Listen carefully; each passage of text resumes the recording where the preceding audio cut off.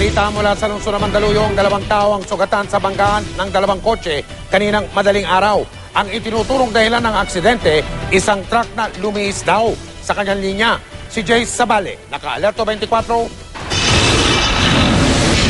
Nagmistulang ni Uping Lata ang kotseng ito matapos tumalsik na mahigit 20 metro at wasakin ang bakal na see-through fence ng MMDA bago tuluyang lumanding sa sidewalk sa bahagi ng EDSA Pioneer northbound Mandaluyong pasado 2:00 sa madaling araw. Ang driver nito maswerteng di man lang nagalusan.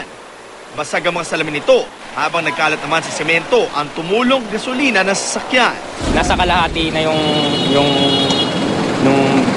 malaking truck.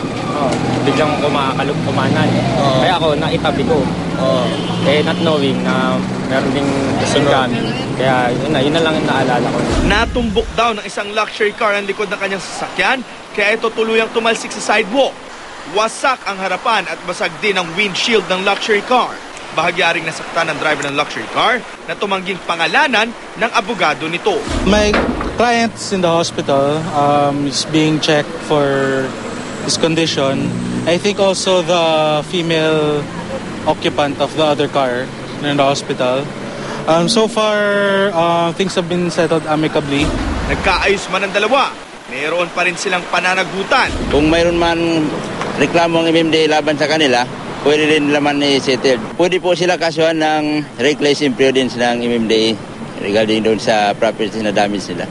Jay Sabale, naka-alerto, 24.